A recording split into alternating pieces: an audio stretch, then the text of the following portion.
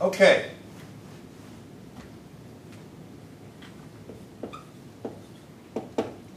The course that you're taking, 126, this is day 1, of course. It's called Semiconductors.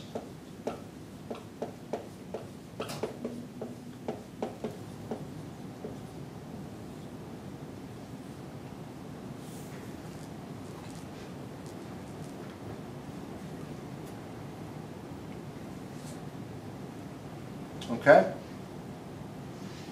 And semi, of course, means what? Half. Yes. So these are kind of half conductors. And, you know, it's kind of a misnomer because really what it means is they can be made to conduct. Okay.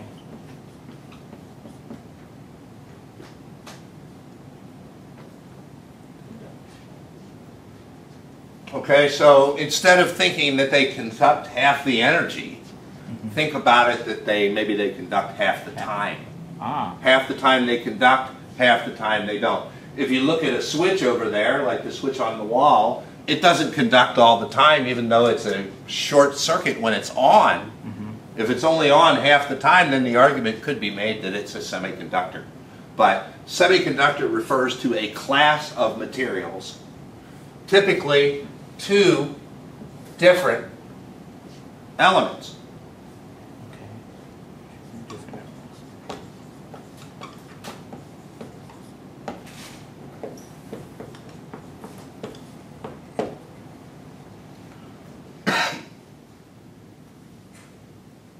Germanium and silicon. Germanium. Silicon, okay. Do you know what either of those two things are? I've heard of silicon, but I haven't heard of germanium. What can you tell me about silicon? Ooh. Anything? Nope. I just remember hearing the word. Can you tell me where to go to find any? Nope. Would it shock you to learn that there is silicon all over the place in this room? And I don't mean the electronics. Can you think about it? Silicon is glass. It's quartz. It's sand. Huh. Okay, if you want to make glass, detonate an atomic bomb a few feet above the ground and you'll make acres and acres of glass in the desert where it used to be sand. It will be one big flat plate of glass. Wow. That's what glass actually is. Silicon, silica gel, all of those things relate. So silicon for our purposes is sand. Germanium, on the other hand, is a very secretive material.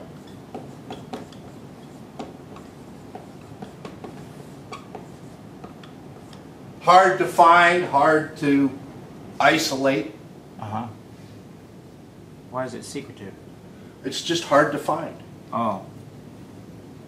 It's, you know, if you want to compare the two, I can go down to ocean shores and get all the silicon I want.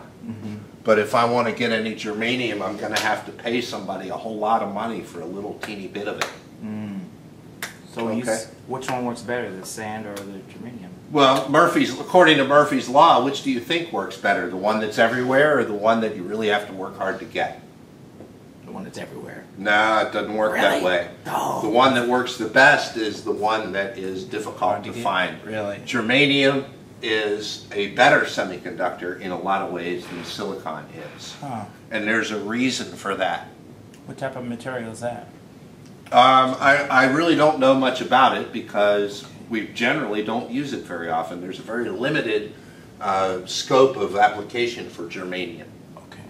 There are certain things that we're willing to pay the extra money for, but for the most case, 99% of the diodes and semiconductors you will see are made of silica.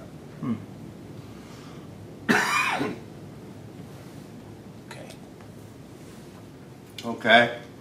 Here, if you want to know what the difference is, I will show you what the difference is. But I'm going to bring my camera with me.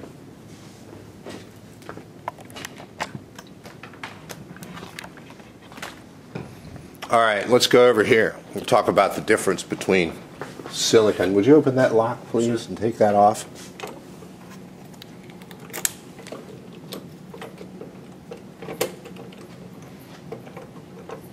Go ahead and unclamp that.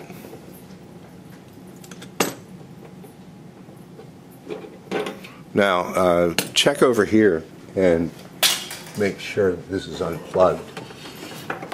And it is. It's unplugged. Okay, now, all I want you to do is flip up that switch. And pay attention to how hard it was to move. Was it? Do go ahead and pull it down. Now let's go over here. That is silicon.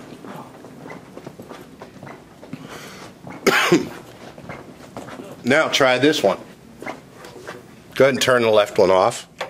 Turn it on. Which one is easier to move? This one. This one. Okay, that's more like germanium. Oh. It takes less energy to make it conduct. Okay. Than that one does. That one takes more energy. It's harder to push. It takes more energy to conduct that than it does this. Okay. Okay, more energy means that it's going to cost more to operate, right? Yes, sir. So there are advantages to that. Another advantage is that a weak person, a very weak person, say a small child, could turn that light on. Mm-hmm. But a 3 or 4-year-old kid is not going to be able to turn on that breaker box. Okay? Okay. All right.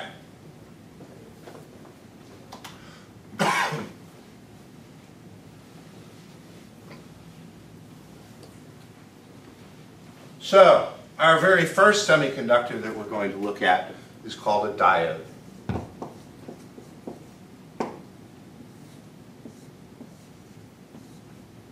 Schematically, it looks like this. It may be hollow, it may be blacked in, but that's what a diode looks like on a schematic.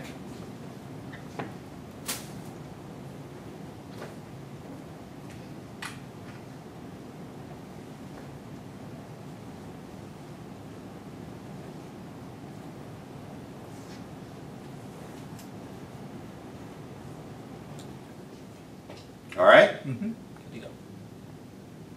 It has 2 terminals, and by the arrow, you know, when we've talked about resistors and capacitors, for the most part, what we've said is that they can be used interchangeably, back and forth, and it doesn't really matter which side of a resistor you put where in a circuit. Right. These it does, and you can kind of get that idea from the fact that the symbol itself is not symmetrical. It has an arrow in it. Right? It's got an arrow in there. And what that means is that current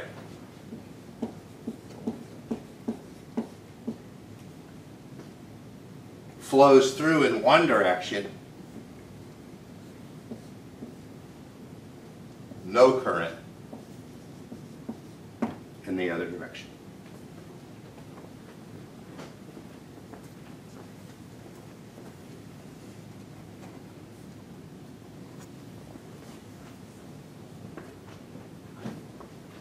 And this is assuming conventional current flow from plus to minus. Okay. So let's go ahead and label this plus and minus.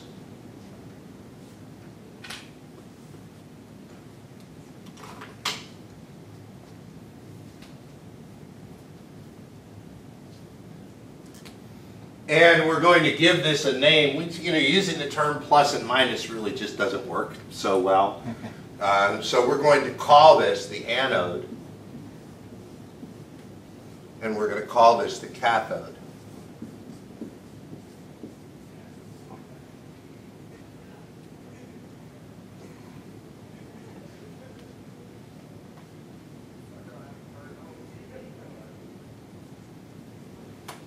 Are you a cat person? Yeah. Yes, Cats, no? Dogs? No, not really. No, not a cat person. Well, then that helps you here, because the easy way to remember that is when it comes to cats, you're negative. Yeah. Right? So think about somebody who's not a cat person. Right? Negative. You want a cat? Negative. The other way to look at it is if you look at your grades, which is a higher grade, an A or a C? An A. So A plus, A is the higher grade. I don't care how you remember it, just remember it. That's your problem. Okay? But what a diode is it performs a vital function that we see everywhere in the real world as well. If you look at the way your heart works, your heart has 4 chambers that pump, yet somehow water goes through it or blood goes through it only in one direction. Right? Yep. How does that happen? It happens through the use of your heart valves. Right? A valve, in this case, is a diode. It allows blood to flow through one direction, but does not, hopefully, allow blood to flow backwards. Okay? If you have a sump pump, normally it has a valve that doesn't allow backflow to come back into your sump pump pit. If the pressure on one side gets greater than the pressure on the other side, that flap flaps shut. Okay? Water in your toilet only goes in one direction. There's a little flapper at the bottom of your toilet to make sure that it doesn't go in the other direction when it gets full. It's a valve, flapper valve. Kind of the same type of thing. So we use this in the real world. One-way glass, one-way mirrors, things you can see through in one direction. Those work in the same principles as a diode does.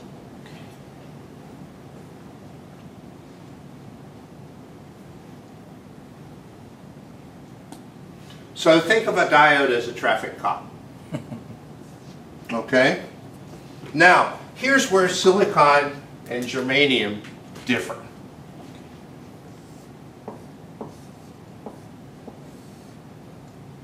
Typical silicon diode, if I have 3 volts on one side, I'm going to have 2.3 volts on the other side, because what happens is the diode itself, being that it is a traffic cop, takes 7/10 of a volt right off the top. Wow. This fixed rate is a standard fee for doing that job. That's the way I always look at it. And what happens if you don't have the 3 volts? What happens if you don't have the 0.7 volts? What happens in this situation?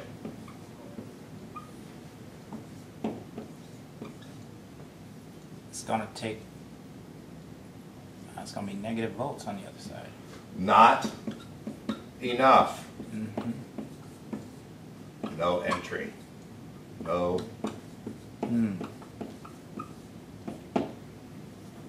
No through. Okay. For you.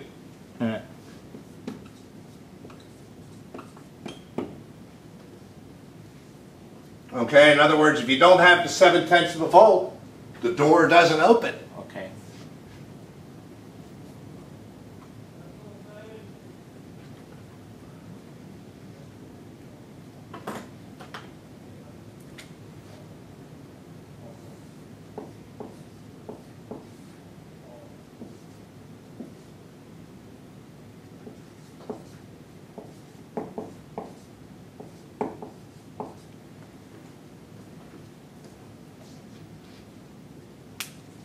Germanium only charges 0.3 of a volt for the same job. Huh.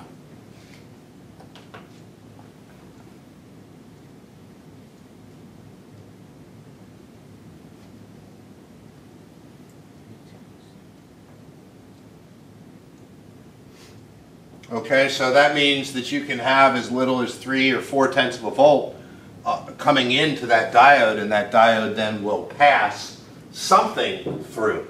Okay. It'll take almost all of it in the process, but you get more of what you put in out of a germanium diode than you do a silicon diode.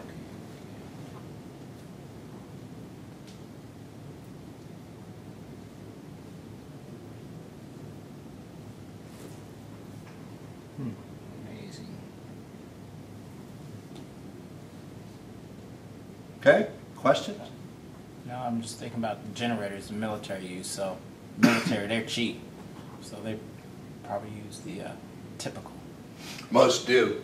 We'll be seeing diodes. We use diodes as a way to convert AC to DC. Yeah. And we're going to spend a couple weeks talking about DC power supplies. Yeah. But, you know, for now, we're just trying to get familiar with what the diode does and how it affects the circuit. Okay, so let's put up, speaking of circuits, let's put up a simple circuit that has a couple components in it and a diode.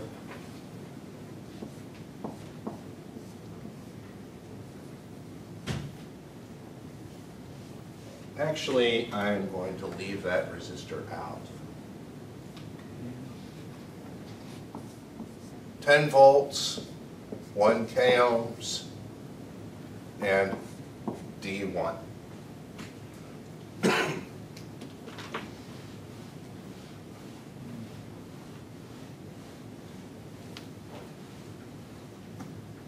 And what I want to know is I want to know the total current. I want to know the voltage across the resistor. I want to know the voltage across the diode. And I want to know the resistance of the diode.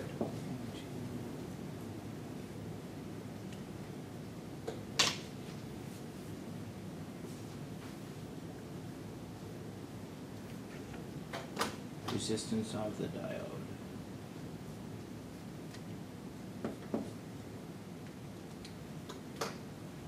Okay. Diode doesn't have a color code. Basically, a diode just looks like this. If you want to look at the part, what the part looks like, it looks like a resistor. Some do. And it has a line across it like this that matches up with that line. Okay, so that's how that would sit in there. They don't draw the arrow, just the band. A single band's usually a silver band across it. There are other types of diodes, but those are the ones that we most commonly use. Okay, so let's go ahead and figure out how we're going to solve this. It's actually going to be fairly easy and fairly straightforward. The first thing we have to say is the diode biased in the right direction? In other words, does it have a plus minus, and is it greater than 0.7 volts? It's 4 bias. Is it greater than 4.7 volts? Well, we're going to certainly assume it is because there's 10 volts in the circuit and there's nowhere else for it to go. Yeah, we know that the voltage across these two added together has to equal 10. Okay. So we're going to assume that it's plenty of voltage there. So we're going to say that yes, there is enough voltage, therefore this will conduct, and we will have 0.7 volts across that diode, therefore having 9.3 volts across the resistor. Kirchhoff's voltage law says they must add up to the source. Right. Right? 9.3 volts over 1K gives me 9.3 milliamps. And being that it's a series circuit, that 9.3 flows everywhere, yes, including through the diode. So the total current, 9.3 milliamps. The voltage across the resistor, 9.3 volts. Voltage across the diode, 0.7 volts. And the resistance of the diode is going to be voltage across the diode divided by the current through the diode, which is 0.7, divided by the current, which is 9.3 milliamps. And I don't happen to have my calculator handy. Oops, get over here. I have this. What are you doing? You shutting down on me. Ah. So you're going to have to figure that out. Cool.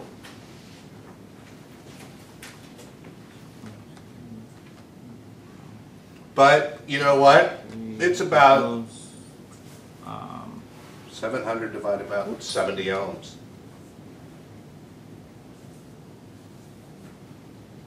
What does this thing do? I don't know. You have problem. You need to get a better calculator. No, I just fat fingered it. pocket dial your calculator. But 700 over 10 is 70, so it's about 70 ohms. Yep, 75. Okay, so that's the resistance of the diode. We'll put down 75. Okay? Sweet. Now, these are referred to in terms of their resistance last quarter when you looked at it, actually in first quarter, you looked at something called dynamic resistance, which was basically a resistance where the resistance changes depending on the environment that it's in. Right. This is that situation. This is a 75 ohms resistance in that diode. If I change this to 2K, right, we still have the 9.3 volts, but that makes this now, what's half of 9.3? 4.5, 4.65 milliamps. Yep. And now, instead of a resistance of 75 ohms, I have 700 over 4.65.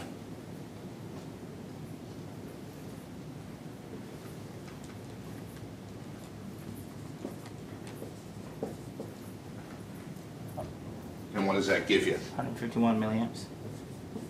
Ohms. I mean, ohms, sorry. Okay, so the resistance of the diode changed from 75 ohms to 150 ohms. And we really didn't do anything except change something else. Right. We didn't change anything with regards to this diode. We changed something else in the circuit. That's why we refer to it as a dynamic resistance. Okay. Its resistance is dependent on something else, just like reactance. That's dependent on frequency. A reactive component doesn't have a fixed number of ohms. It depends on the rest of the circuit. Nice.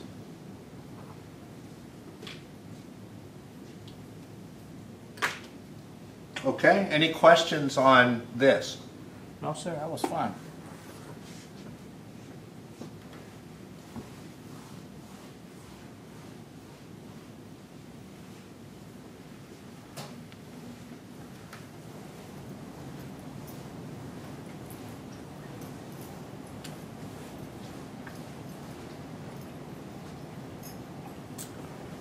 Gives me a greater appreciation for the diode.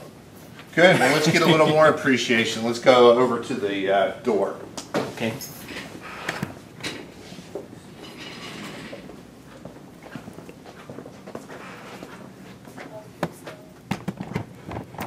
Right here. We're going to assume that this latch is always open. Okay. Okay? The way this, now remember, electrons are pretty stupid. They don't have a brain, so they're not capable of thinking for themselves. So from an electron's perspective, this is a one-way door. Right. Right? You can only go out. What happens if I go out? It won't come in. Yeah. I can't come in, right? I can't flow in that direction. So this functions like a diode.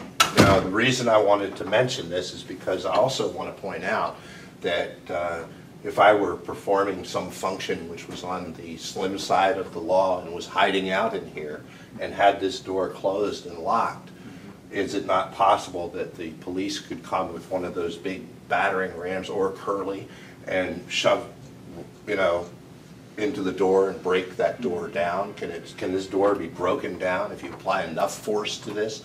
Will this door eventually break down? Eventually will. But It eventually will. But it'd take an awful lot of pressure to make that happen, wouldn't it? yeah, a whole lot. Well, the same thing is true with the diode. When we look over here at our diode,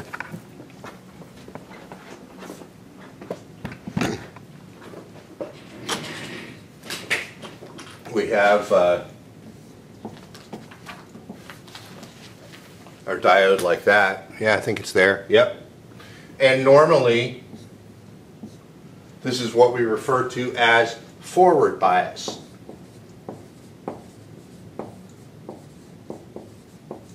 And the forward bias voltage is about 0.7 volts. In other words, it takes about 0.7 volts of pressure to open up that diode so that the current can flow through. Okay. Okay? We can also apply pressure backwards, which we would call reverse bias. Okay. And the diode is off at that point. But there's also something called a reverse breakdown voltage. Okay?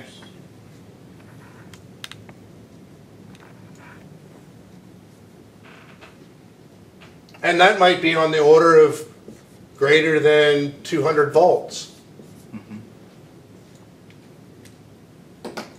And what that simply means is that I only need 7/10 of a volt pressure to move in this direction to open up the flap or open up whatever it is that lets it through.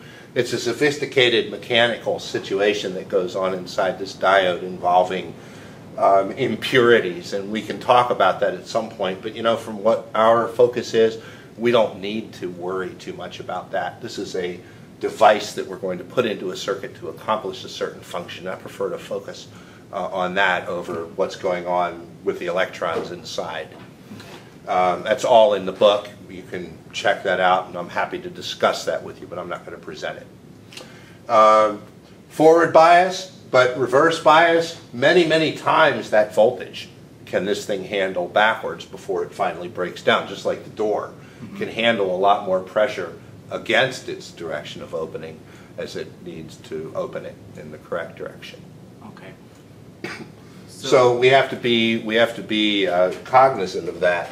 Diodes generally come in like a series. You'll have 1N, 4001, 4002, 4003, up through like 4008. And their reverse breakdown voltage increases as this number goes up. Huh. So they're all forward biased, roughly 0.7 volts. But how strong are they backwards?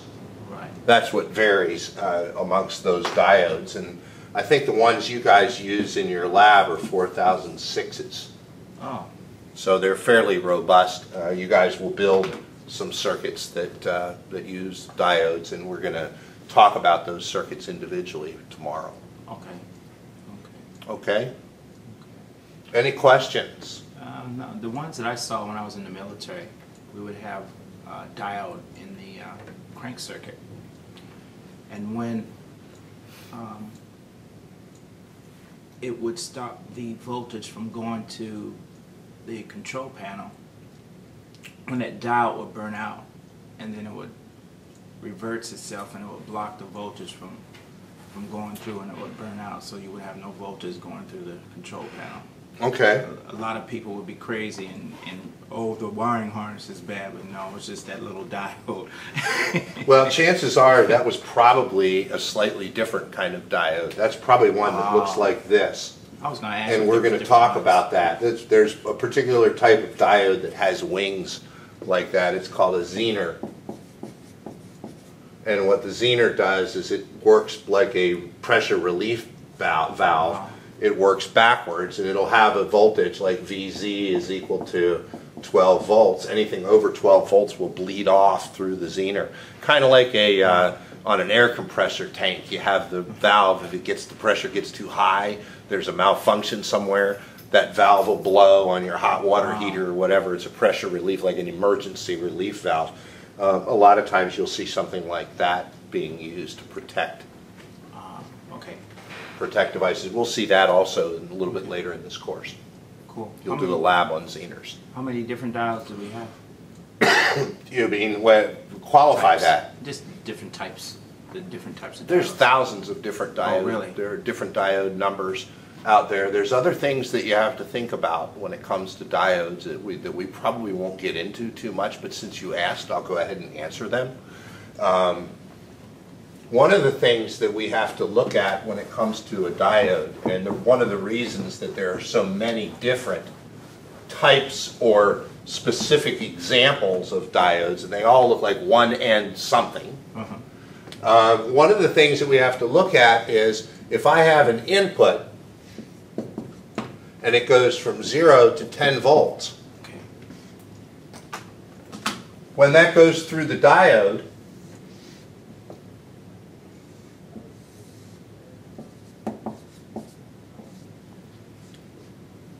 two things. One, there's going to be a slight delay.